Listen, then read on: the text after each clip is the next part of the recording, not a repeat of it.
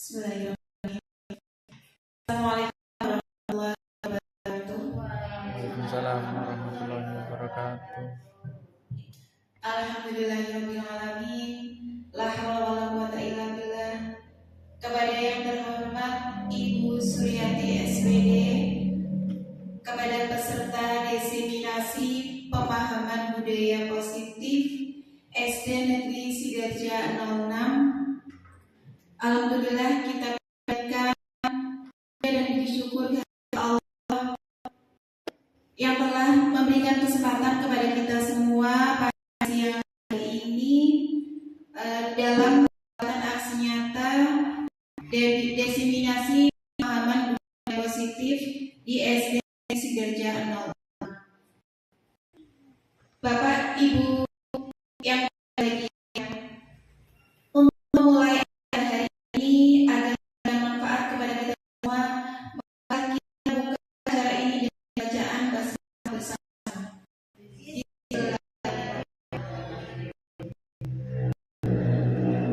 Bapak Ibu, selain untuk acara yang selanjutnya adalah sambutan sekolah yang akan disampaikan oleh Ibu Suryati kepada dipersilakan. Terima kasih kepada Ibu. Terima kasih. Assalamualaikum warahmatullahi wabarakatuh. Pada guru yang nanti semua dan syukur dari Allah SWT yang telah melimpahkan rahmat kita semua sehingga hari ini kita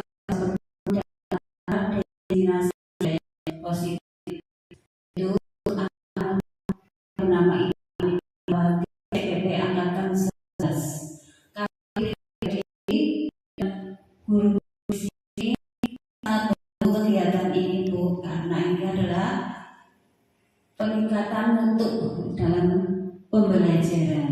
Tadi nanti apa yang diperoleh dalam budaya positif itu bisa ditularkan pada rekan-rekan dan diterapkan di anak didik kita semua, Ibu Ani. Itu cuma dari saya, tidak ada yang kami jalankan. Terima kasih dan dukungan pada teman-teman semua ikut mendukung kegiatan ini. Terima kasih. Wassalamualaikum warahmatullahi wabarakatuh. Ya, terima kasih saya ucapkan atas dukungan yang luar biasa dari Ibu Suryati SPD. Kemudian acara selanjutnya adalah diseminasi penerapan budaya positif di SD Negeri Sidarja 06. Nah, pada kesempatan kali ini saya akan memaparkan 6 topik Bapak Ibu. Nah,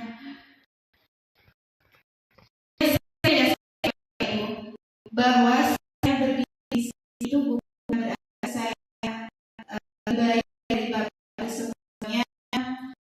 Saya sini untuk menyampaikan destinasi pemahaman budaya positif karena apa yang saya dapatkan selama ini 1 bulan ini dalam program pendidikan guru penggerak yang sedang saya jalani ini adalah tugas saya.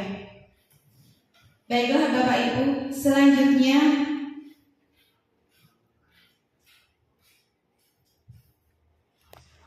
bagaimana Bapak Ibu kabarnya hari ini? Sehat jasmani?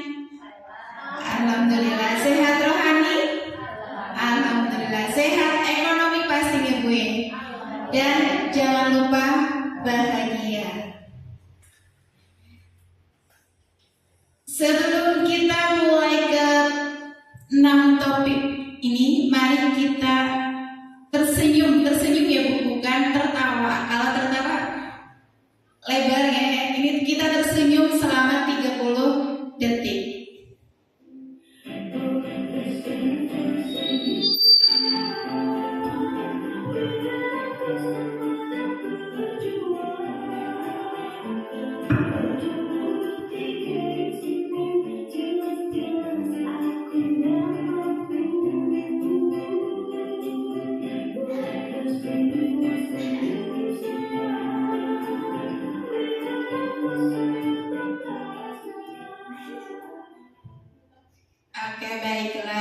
Sudah terhibur Bapak Ibu?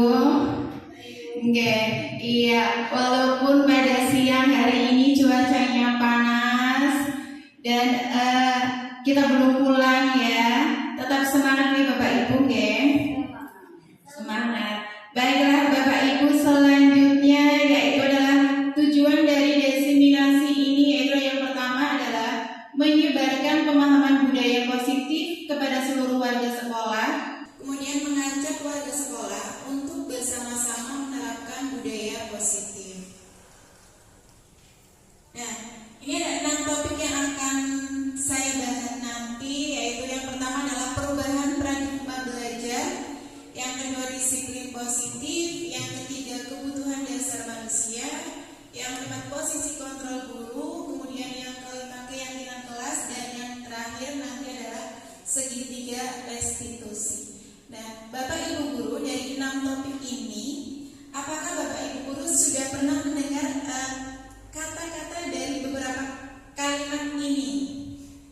Pasti pernah ya, karena di sekolah kita sudah punya 2 guru penggerak.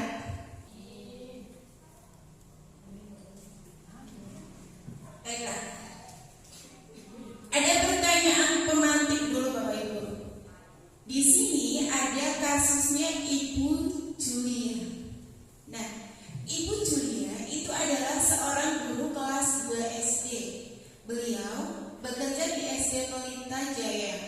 Nah, beliau sedang merasa bingung menghadapi ulah dari salah satu murid di kelasnya yang bernama Bimo. Nah, beberapa anak di kelas 2 itu sering datang ke kantor untuk mengadu kepada Bu Julia. Nah, teman-temannya itu mengeluhkan Bimo yang seringkali meminta bekal makan siang mereka dengan secara paksa. Nah, Bapak Ibu, jika Bapak Ibu menemui murid yang seperti itu, kira-kira murid tersebut Bimo itu kenapa?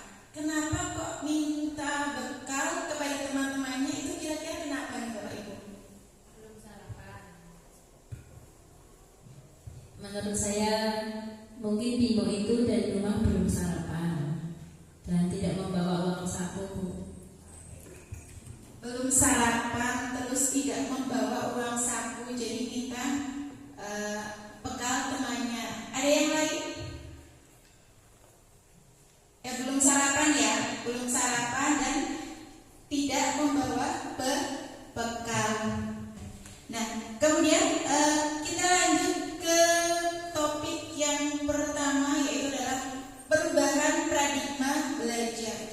Perubahan paradigma belajar itu sudah menjadi topik yang semakin relevan dan sering seiring dengan perkembangan teknologi dan perubahan sosial. Itu dahulu pendidikan itu hanya berfokus pada pengajaran satu arah, Bapak Ibu.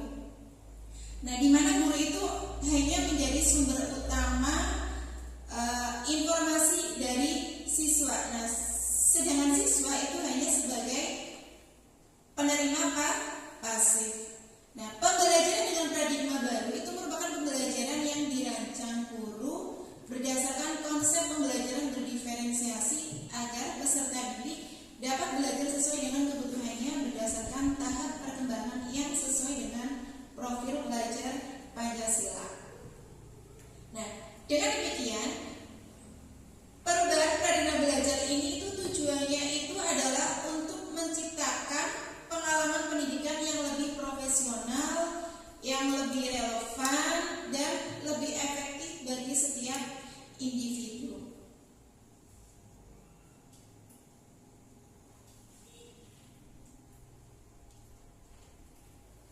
Perubahan paradigma itu yang pertama adalah untuk membangun budaya yang positif. Jadi sekolah itu perlu menyediakan lingkungan yang positif, yang aman, yang nyaman, kemudian agar murid-muridnya itu mampu berpikir, bertindak dan mencipta dengan merdeka, mandiri dan bertanggung jawab. Kemudian pada dasarnya itu disiplin itu dikaitkan dengan kontrol. Dalam hal ini kontrol itu adalah guru dalam menghadapi muridnya. Nah, disiplin positif. Apa itu sih disiplin? Nah, disiplin itu berasal dari kata disiplina yang artinya itu belajar, atau disiplin itu mengacu pada disiplin diri dalam bertanggung jawab atas setiap perbuatan dan tindakan yang dilakukan. Kemudian yang kedua, disiplin positif merupakan cara penerapan yang memiliki tujuan pada peserta didik untuk menumbuhkan kesadaran diri tanpa adanya sebuah pujian, hukuman, atau reward. Nah, sebagai guru, hal ini itu dilakukan dengan tujuan untuk menciptakan peserta didik yang memiliki disiplin diri yang mengacu pada nilai-nilai kebajikan universal dalam perubahan perilaku ke arah yang lebih baik. Nah, konsep disiplin. Jadi konsep disiplin itu ada 3, Bapak Ibu, yaitu ada hukuman, ada konsekuensi, dan ada restitusi. Nah, hukuman itu dilakukan tidak terencana atau secara tiba-tiba, satu arah dan cenderung berupa fisik dan psikis. Lalu yang kedua, konsekuensi. Konsekuensi itu dilakukan berdasarkan aturan yang disepakati dan cenderung sikap guru itu selalu memonitor sehingga muridnya itu merasa tidak nyaman. Kemudian restitusi itu dilakukan untuk menciptakan kondisi bagi murid untuk memperbaiki kesalahan dan mengajarkan murid mencari solusi sendiri dalam memecahkan masalah.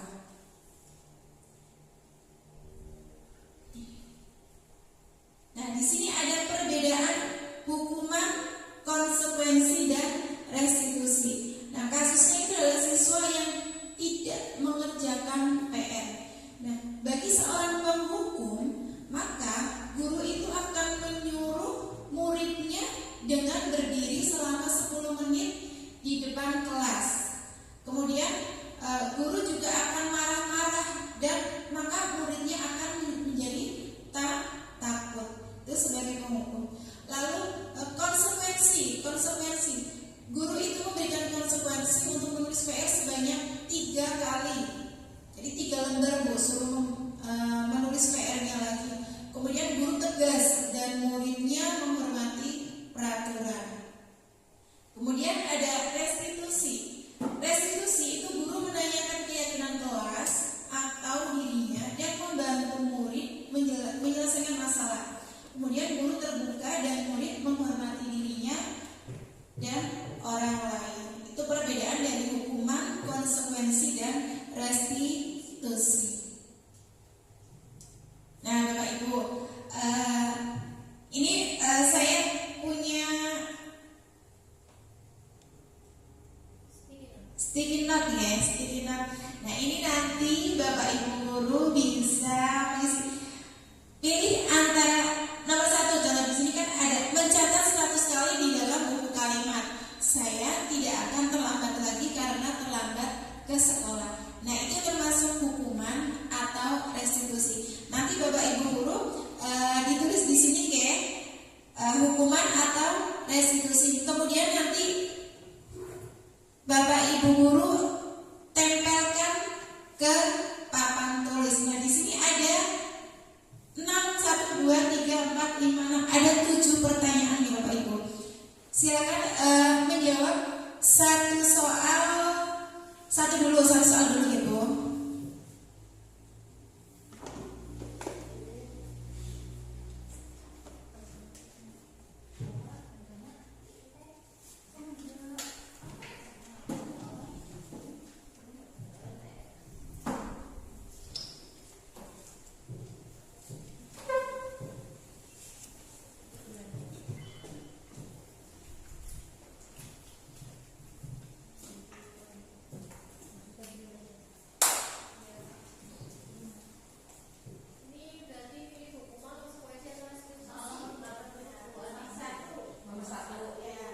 Soal nomor 1 dulu.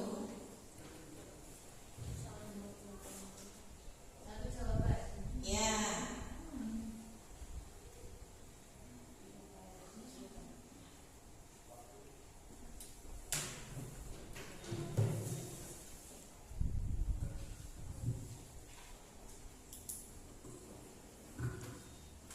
itu hukuman atau restitusi. Nah, tadi sudah saya jelaskan perbedaan hukuman dan konsekuensi kemudian restitusi. Hukuman itu biasanya itu seorang guru itu akan marah kepada muridnya, kemudian muridnya nanti akan takut dan takut kepada gurunya. Contohnya seperti tadi, guru menyuruh murid untuk berdiri 10 menit, kemudian guru menyuruh murid untuk keluar lapangan dan menghadap ke bendera. Nah, itu termasuk hukuman. Kemudian kalau konsekuensi itu adalah guru memberikan konsekuensi untuk menulis PR sebanyak 3 kali.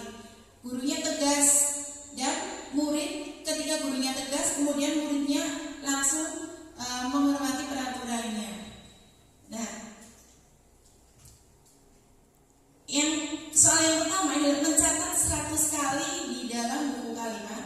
Saya tidak akan terlambat lagi. Itu membuat 100 kali kalimat saya tidak akan terlambat lagi karena terlambat ke sekolah. Nah, itu termasuk hukuman atau konsekuensi.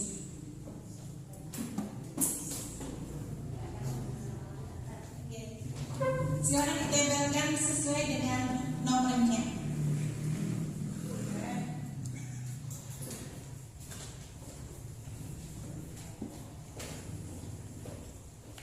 Kemudian lanjut ke yang nomor 2 ya.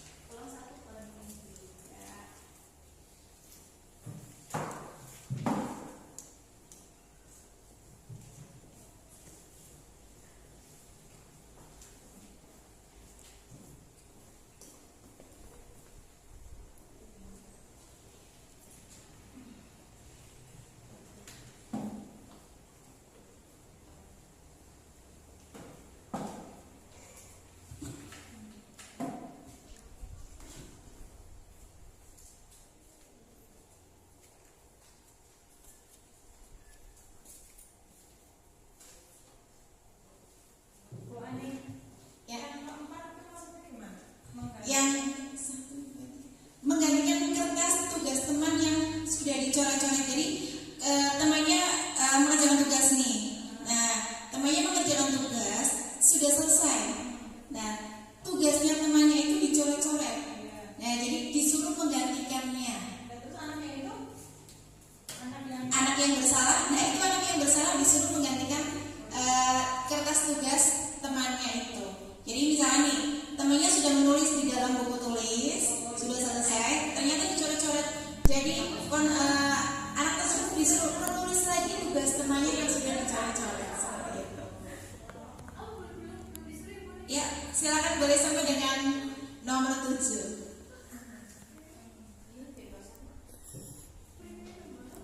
Iya, jadi setiap nomor ini ada hukuman atau restitusi. Ya, langsung 7 boleh. Langsung selesai, nggak apa-apa.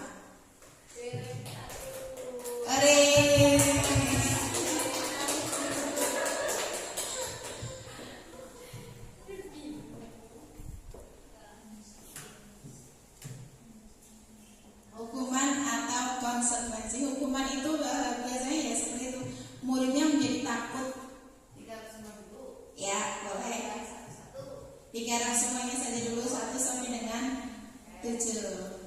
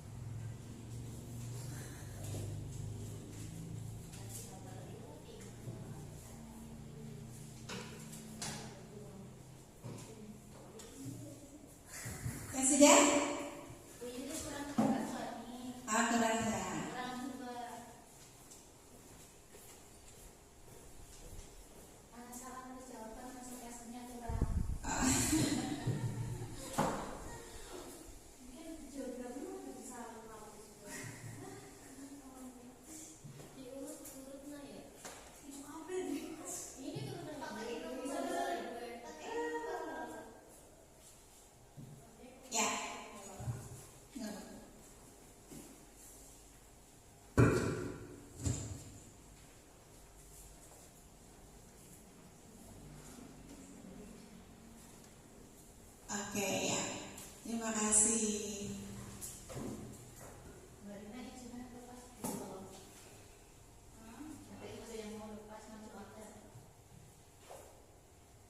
Yang pertama adalah mencatat 100 kali di dalam buku kalimat. Saya tidak akan terlambat lagi karena terlambat ke sekolah. Kira-kira kalau kita sebagai guru, anaknya mencatat 100 kali, capek nih Bapak Ibu ya? Capek sekali ya, betul. Nah berarti itu adalah termasuk hukuman, ya. Itu adalah termasuk hukuman. Kemudian yang kedua, lari mengelilingi lapangan basket 2 kali karena terlambat hadir di sekolah, karena anak tersebut telat datangnya. Nah, kemudian oleh gurunya anak tersebut itu disuruh mengelilingi lapangan basket sebanyak 2 kali. Nah, itu termasuk hukuman atau konsekuensi Bapak Ibu? Itu adalah termasuk hukuman. Iya. Kemudian murid diminta untuk push up 15 kali. Bayangkan Bapak Ibu, 15 kali push up. Kita push up 15 kali udah berhenti napas ya Ibu. Nah, karena tidak menggunakan masker ke sekolah, nah itu adalah termasuk hukuman. Kemudian yang keempat yaitu menggantikan kertas tugas teman yang telah dicoret-coret. Nah, itu termasuk konsekuensi. Nah, konsekuensi dari kesalahan yang anak tersebut berbuat yaitu adalah mencoret-coret tugas temannya yang sudah selesai. Nah, itu termasuk adalah konsekuensi. Kemudian membersihkan tumpahan air di meja tulis karena senggol pada saat belajar. Nah, itu termasuk konsekuensi. Jadi ketika air tumpah di meja, nah kita suruh anak untuk membersihkan air tersebut, maka itu termasuk konsekuensi. Kemudian yang keenam, meminta murid tidak mengenakan sepatu selama seharian tidak pakai sepatu Bapak Ibu. Nah, di sekolah kalau tidak pakai sepatu bagaimana? Ya, pasti jika untuk anak-anak yang tidak nyaman tidak menggunakan alas kaki, maka kakinya akan terluka. Ya betul. Nah, karena tidak menggunakan sepatu warna hitam, maka gurunya menyuruh anak tersebut untuk tidak menggunakan sepatu selama seharian. Itu adalah termasuk hukuman. Kemudian lari mengelilingi lapangan basket 2 kali karena terlambat 10 menit untuk pelajaran PJOK. Nah, ini berbeda dengan yang tadi disuruh mengelilingi, yang kedua lari mengelilingi lapangan basket 2 kali karena terlambat hadir di sekolah. Nah, ini situasinya yang di nomor 7 itu adalah ketika melaksanakan pelajaran PJOK. Karena terlambat 10 menit, anak tersebut disuruh mengelilingi lapangan selama 2 kali. Nah, itu termasuk olahraga ya Bapak Ibu, karena pas waktunya pas ketika jam pelajaran olahraga. Nah, itu adalah termasuk konsekuensi. Nah, kemudian topik yang selanjutnya adalah kebutuhan dasar manusia. Nah, kebutuhan dasar manusia itu ada 5 Bapak Ibu. Kebutuhan dasar manusia itu adalah merupakan sebuah usaha manusia dalam mendapatkan sesuatu yang diinginkan. Segala tindakan akan berusaha dilakukan untuk mencapai tujuan tertentu dalam rangka untuk memenuhi kebutuhan dasar agar lebih baik. Nah, kita kalau menginginkan sesuatu pasti apapun akan kita lakukan ya Bapak Ibu, berusaha dilakukan untuk mencapai tujuan tersebut. Nah, kebutuhan dasar manusia yang akan saya bahas di sini itu ada 5. Yang pertama yaitu adalah bertahan hidup atau survival. Kemudian kasih sayang dan rasa diterima, love and belonging ya. Kemudian yang ketiga yaitu adalah kebutuhan akan kebebasan. freedom. Kemudian yang keempat yaitu adalah kebutuhan akan kesenangan atau fun. Kemudian yang kelima adalah kekuasaan atau power.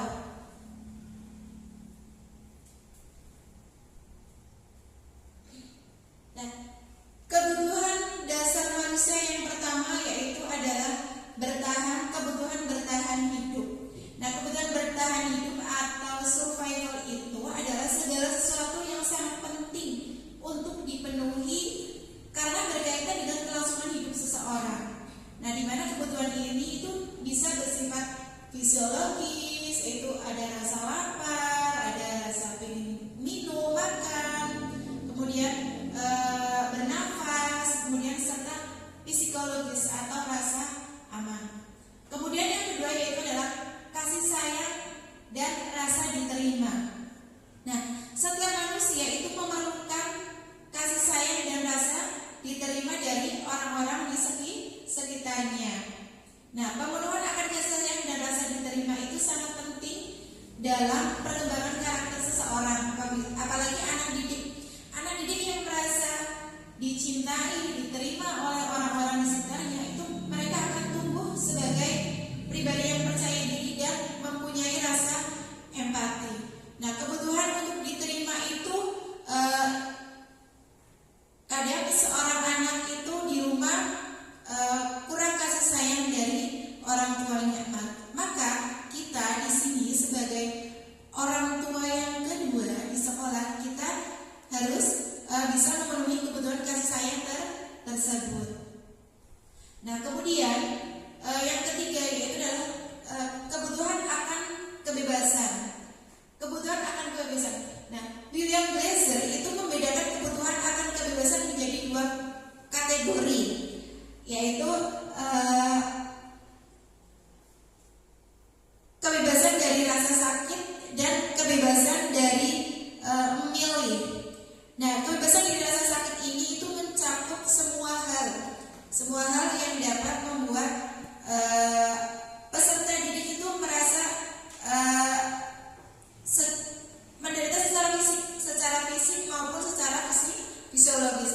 Nah, kemudian sementara kebebasan memilih itu berkaitan dengan kemampuan peserta didik dalam menentukan jalan hidupnya sendiri, termasuk memilih pembelajaran dan karir di masa depan.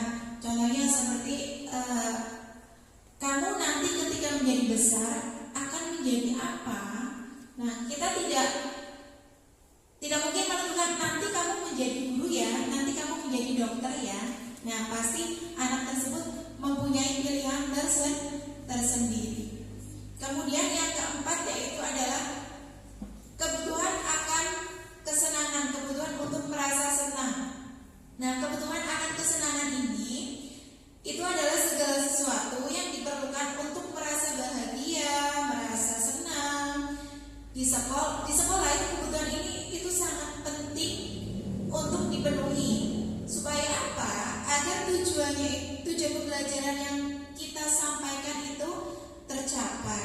Nah, pemenuhan kebutuhan kesenangan itu bisa diterapkan dengan menciptakan pembelajaran yang menyenangkan, yang aman, dan murid merasanya nyaman. Kemudian yang kelima yaitu adalah kebutuhan akan kepeksaan, penguasaan.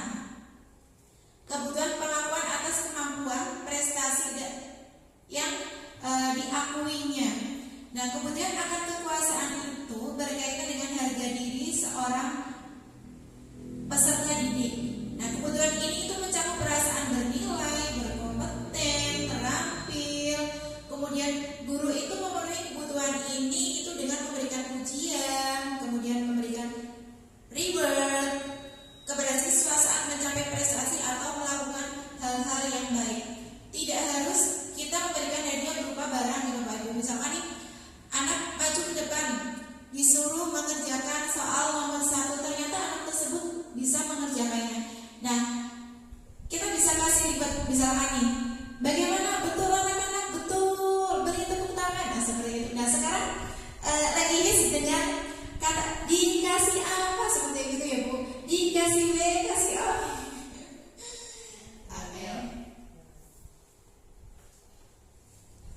Selanjutnya, nah, Gianni Gosling dalam bukunya yang berjudul Restructuring School Discipline di tahun 1998 itu mengemukakan bahwa guru itu perlu meninjau kembali penerapan disiplin di dalam ruang-ruang kelas mereka selama ini. Nah, apakah telah efektif? Kemudian apakah berpusat? Apakah memerdekakan dan memandirikan murid? Lalu bagaimana dan mengapa? Nah, melalui serangkaian riset dan berdasarkan pada teori kontor Dr. William Glasser, Gosling itu berkesimpulan ada 5 posisi kontrol yang diterapkan seorang guru, orang tua ataupun atasan dalam melakukan kontrol kepada peserta didik. Nah, 5 posisi kontrol dulu ya. Yaitu ada 5. Yang pertama adalah penghukum, kemudian pembuat merasa bersalah, kemudian sebagai teman, kemudian sebagai pemantau dan manajer. Nah, Bapak Ibu guru, selama ini kita posisinya berada di mana nih? Sebagai penghukum kah? Biasanya kalau penghukum itu otomatis anaknya akan merasa takut ya. Takut, contoh misalkan nih tadi anak yang terlambat datang ke sekolah. Nah, anak tersebut langsung dihukum, disuruh berdiri di lapangan sampai dengan jam istirahat. Nah, itu posisi penghukum. Nah, Bapak Ibu guru, kira-kira Bapak Ibu guru selama ini sedang banyak di posisi yang mana nih? Penghukum, pembuat merasa bersalah, sebagai teman atau pemantau, atau sebagai manajer?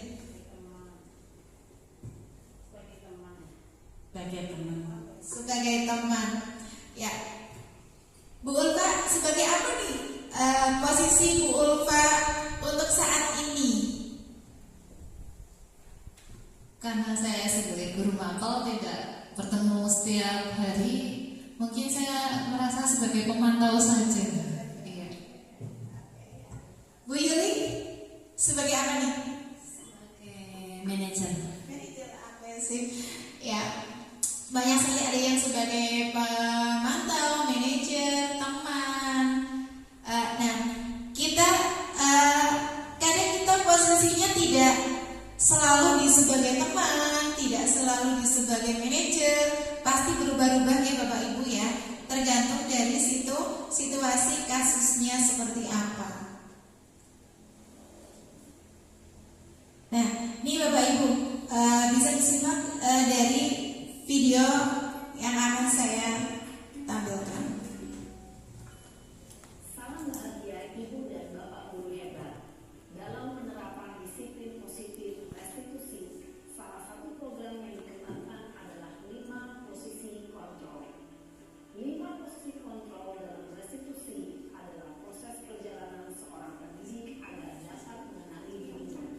Pada video kali ini, kita akan membahas tentang 5 posisi kontrol yang dikembangkan oleh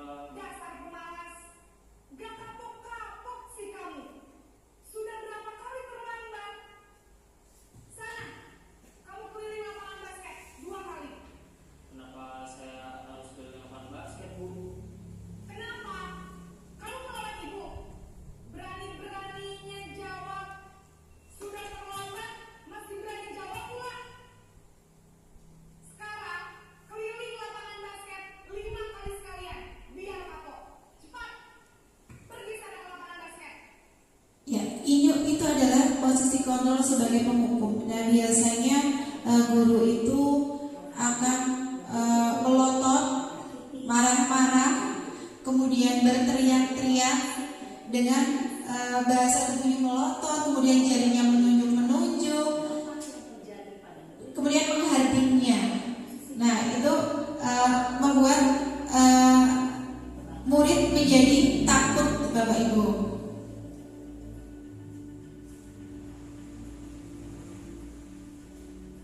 Kemudian yang selanjutnya adalah posisi pembuat merasa bersalah.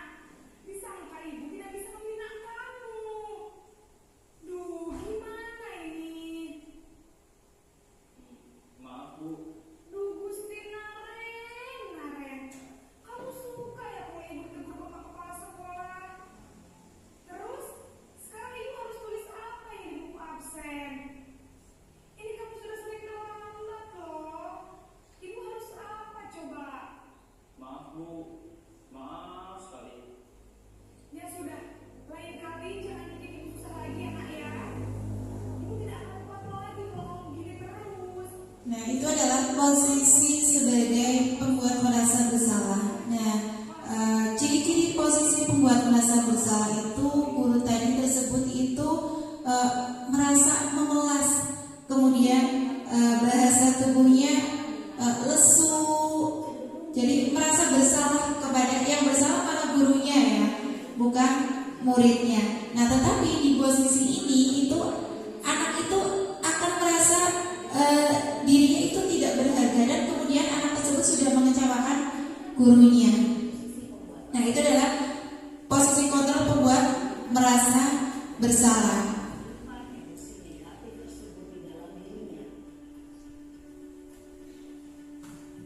Kemudian di posisi guru sebagai teman.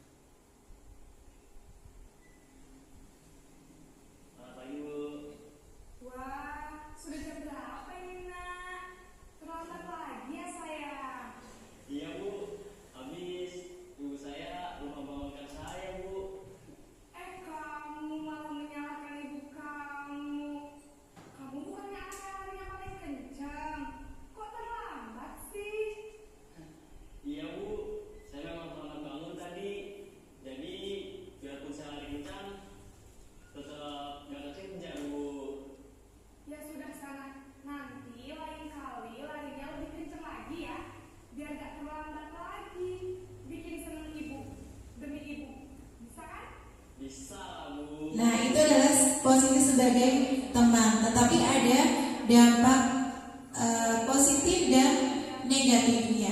Nah, dampak dari positif ini itu hubungan murid dengan gurunya itu menjadi lebih baik. Kemudian guru itu akan berbicara dengan bahasa yang humor seperti dengan temannya. Kemudian dampak negatifnya dari posisi kontrol teman itu adalah suatu saat itu guru itu jika tidak membantu murid tersebut, maka murid tersebut akan kecewa. Pasti murid tersebut akan berpikir, loh, Bapak kan sebagai teman saya, kok seperti itu? Nah, karena awal mulanya guru tersebut sebagai teman. Nah, kemudian posisi sebagai pemantau atau monitor.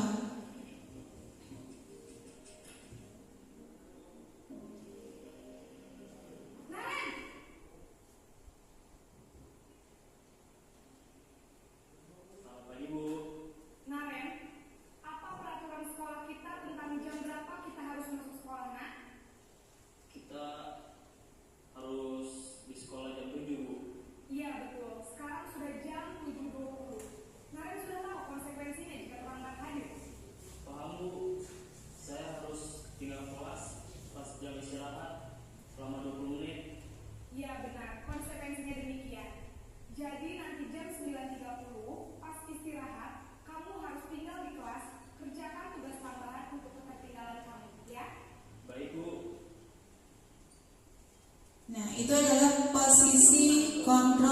sebagai pemantau atau monitor. Nah, biasanya sebagai posisi pemantau atau monitor itu nada suaranya itu datar, tidak teriak-teriak. Kemudian dengan menggunakan bahasa tubuh yang formal.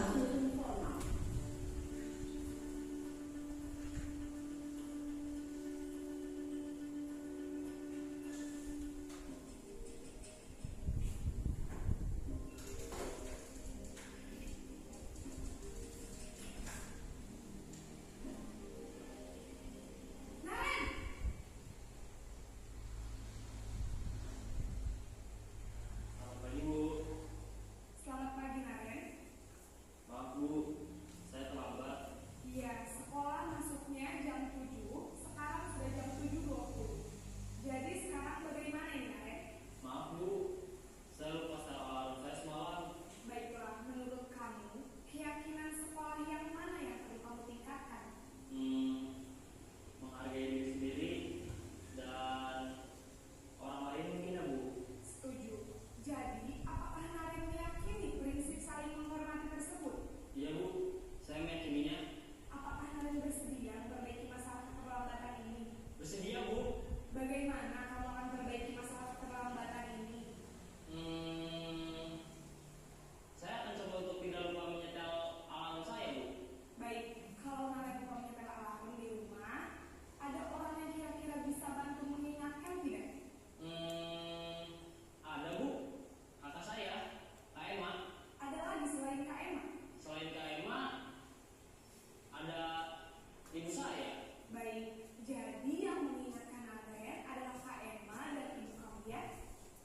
Kira-kira akan mulai set alarm kapan nih, Naren?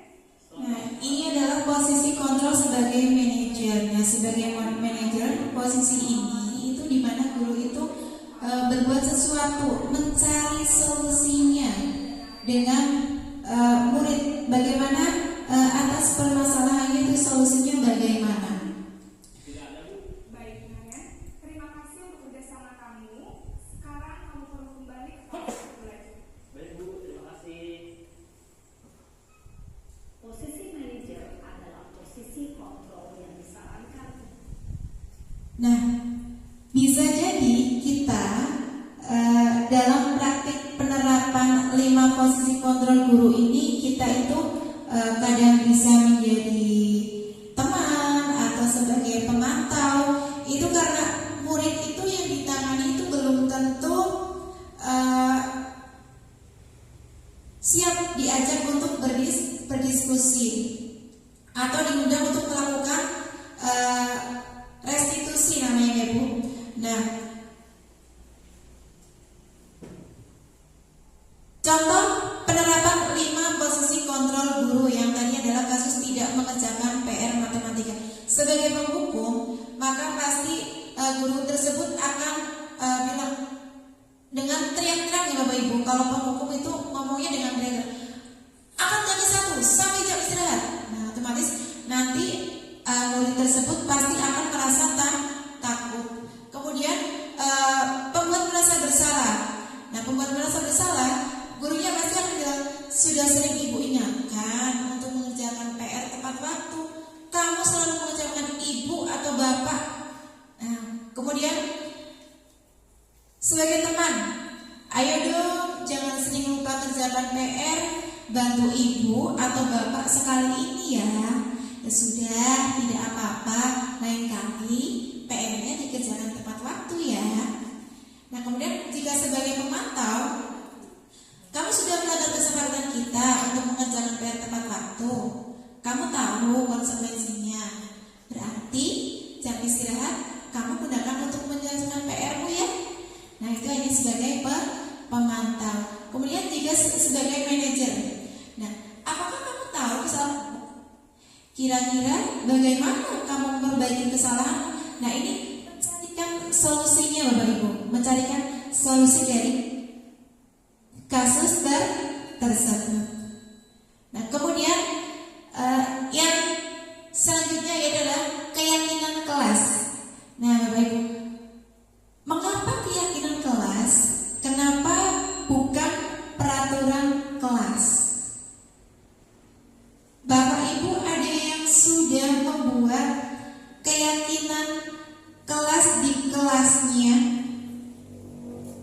keyakinan kelas? Sudah ya? Belum ya? Belum. Oke. Kenapa keyakinan kelas bukan peraturan kelas? Nah, keyakinan kelas itu adalah kesepakatan yang dibuat bersama-sama antara guru dan muridnya, antara guru dan siswanya untuk menciptakan lingkungan belajar yang positif dan produktif di dalam kelas. Nah, sedangkan peraturan kelas itu di sisi lain itu biasanya dibuat oleh guru tanpa melibatkan siswa. Nah, sekarang itu sedang maraknya menggunakan Canva, Bapak Ibu. Nah, banyak sekali contoh-contoh keyakinan kelas yang bisa kita cari di Canva.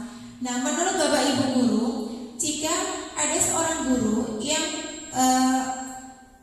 ingin buat keyakinan kelas, carilah di Canva, tulis keyakinan kelas, lalu kita print.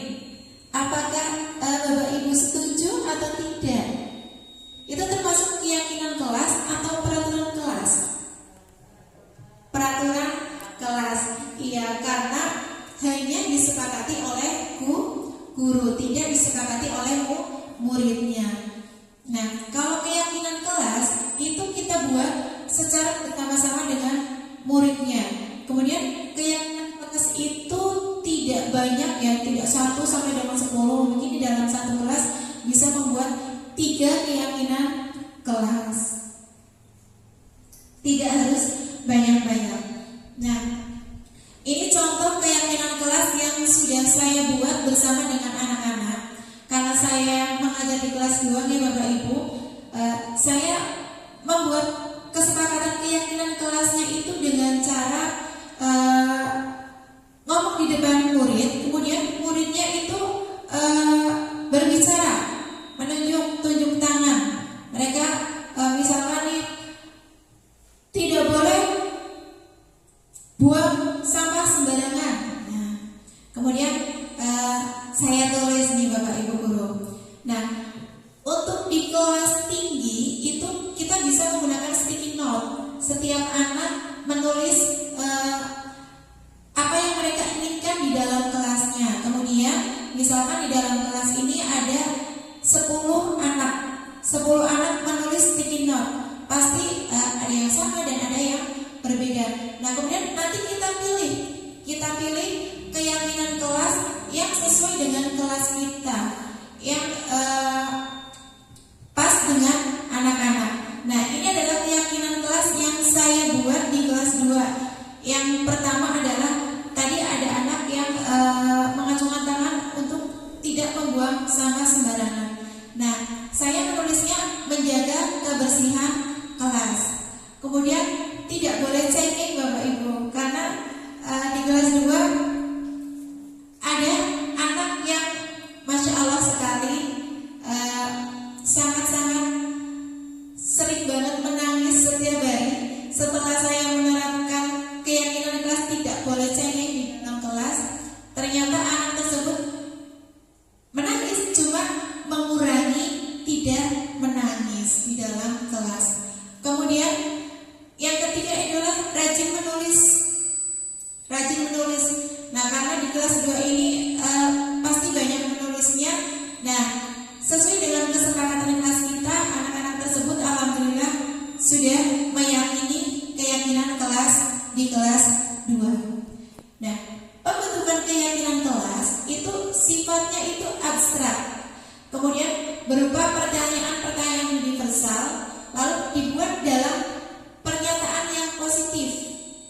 Kemudian sesuai dengan kondisi sekolahnya dan jangan terlalu banyak. Tidak perlu banyak-banyak Bapak Ibu. Tidak perlu 10 ditulis semuanya. Itu cara pembentukan keyakinan kelas. Nah, kemudian langkah-langkahnya nih. Langkah-langkah membuat keyakinan kelas yang pertama itu adalah siswa menulis keyakinan yang mereka inginkan. Nah, ini untuk kelas tinggi bisa menggunakan yang seperti ini, yaitu menulis keyakinan yang mereka inginkan. Karena saya di kelas 2 itu masih banyak anak-anak yang belum belajar menulisnya, jadi mereka mengucapkannya dengan lisan. Kemudian yang kedua, guru dan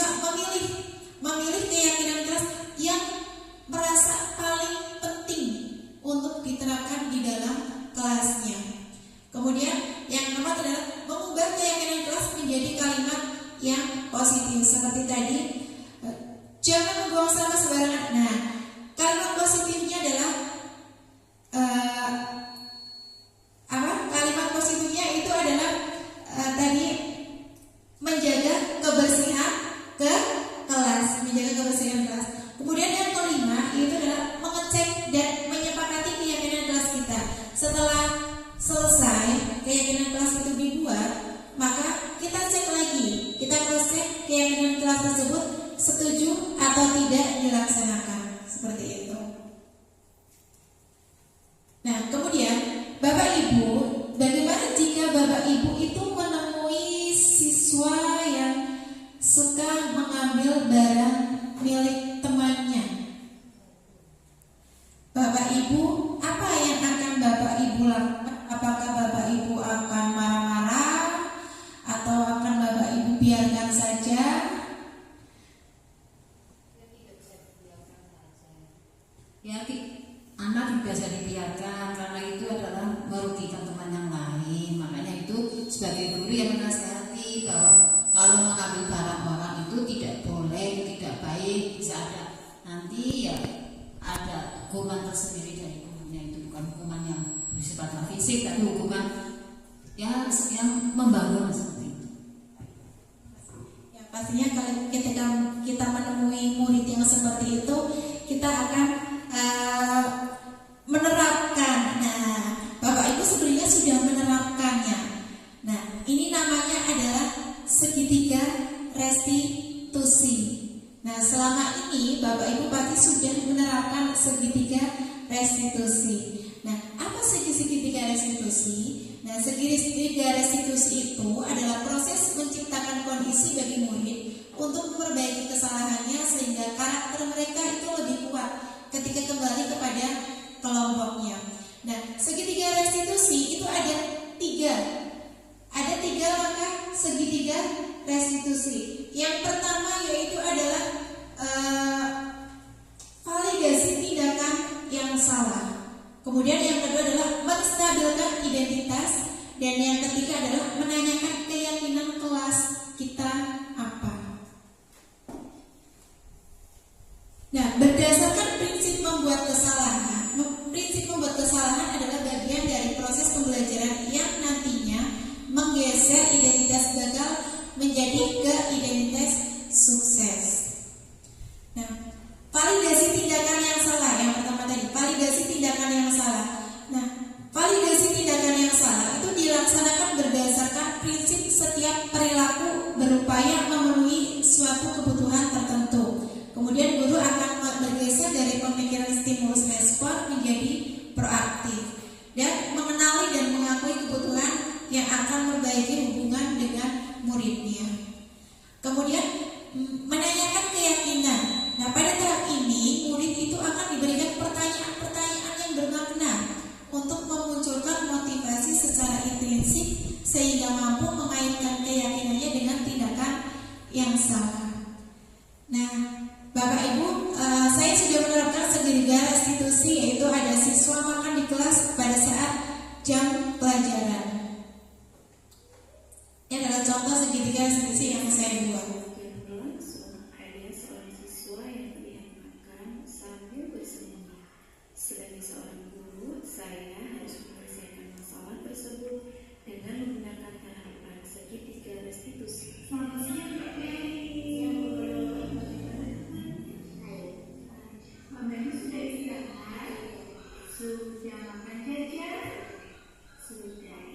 Makanya kira-kira kalian tahu ini kenapa Pak Ferry itu dipanggil polisi? Oh iya, kemudian tadi makan di kelas yang pada saat yang belajarnya. Iya.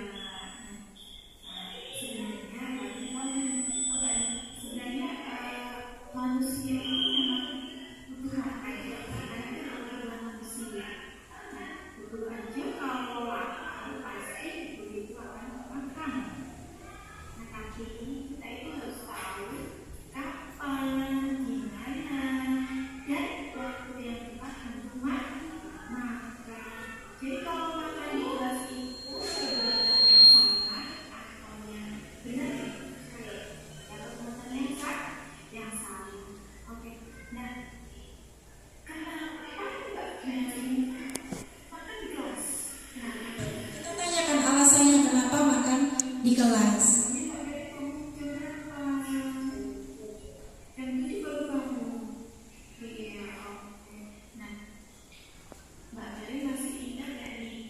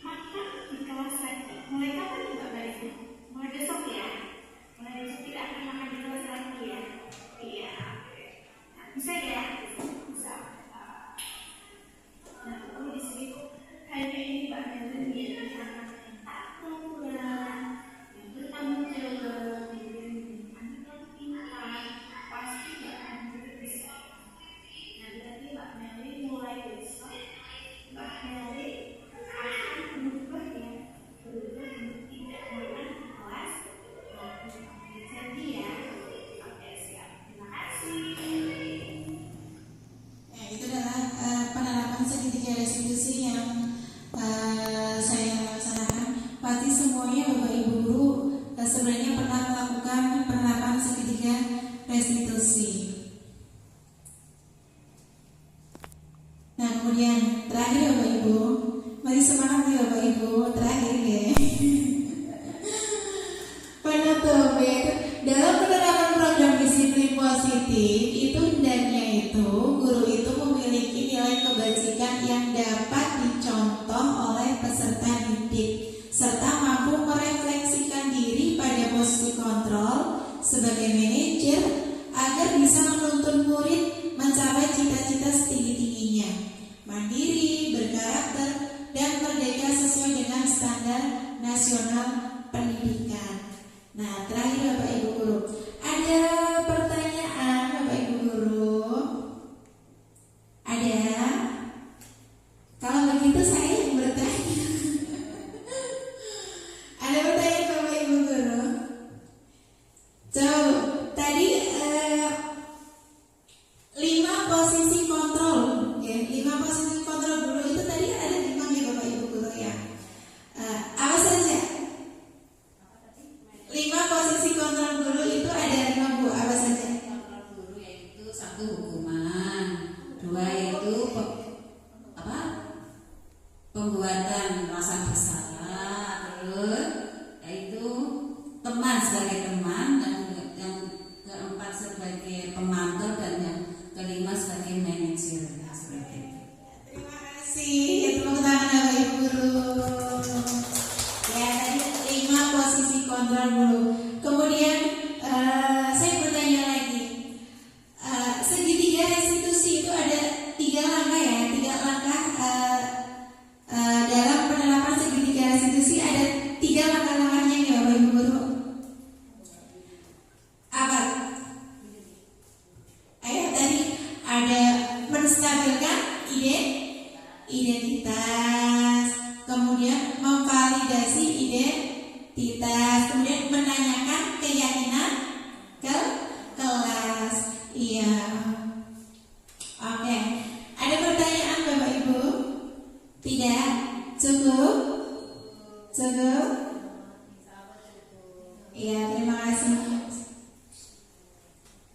Cukup ya?